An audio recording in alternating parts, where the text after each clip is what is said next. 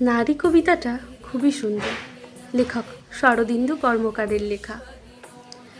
মানুষ কেন বলে মোদের নারী নিজস্ব নয় কিছু, আমি তো দেখি জগৎ চলে নারীর পিছু পিছু।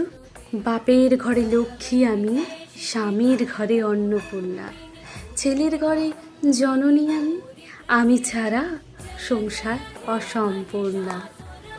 আমার থেকে আপন করতে আর কি কেউ পারে? বাপের ঘরকে ছেড়ে এসেও পরকে বাদি ঘরে। গত্য থেকে গত্যান্তর যদিও আমি হই, তবুও যেন জননী রূপে সকল দুঃখ সই। ভারত মাতা সেও নারী, নারী জগদ্ধাত্রী। নারী হলো এই জগতের সবার জন্মদাত্রী। পুরুষতান্ত্রিক সমাজ তাই পুরুষকেই বড় করে, জেনে রেখো সেই পুরুষকেই নারী গর্ভে ধরে। মহাকাল আমার পদতলে শায়িত চিরকাল, আমি ছাড়া এ জগৎ সংসার সবই হবে অচল।